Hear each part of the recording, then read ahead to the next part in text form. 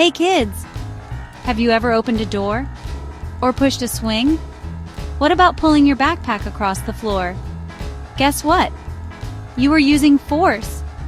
Today we're going to explore two super simple ways we make things move by using push or pull. Are you ready to get moving, Toe? Let's go. First, let's talk about what a force is. A is a push or pull on something. Let's learn the two main types of force. When you push something, you move it away from you.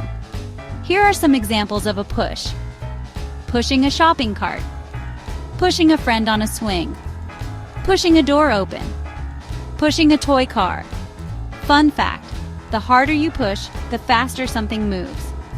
Now when you pull something, you move it toward you. Here are some examples of a pull. Pulling a wagon. Pulling your backpack. Pulling a rope in tug of war. Pulling open a drawer. When you walk a dog on a leash, you might have to pull to keep it close. Let's compare push and pull. Push moves things away from you. Pull brings things toward you. Push a box. Pull a wagon. Push a door open. Pull your jacket zipper up. Now let's play a mini game.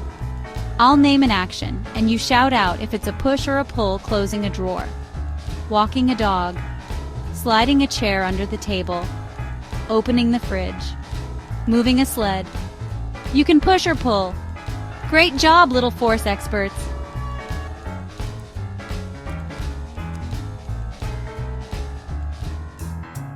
When you understand how things move, you can build, create, and solve problems, just like engineers and scientists. Let's remember, push moves things away from you. Pull brings things toward you. Both are forces that help things move, stop, or change direction. Keep using your muscles and your mind to explore how the world moves. And hey, if you had a blast learning about forces, don't forget to like, share, and subscribe to School Subjects Online for more fun science lessons.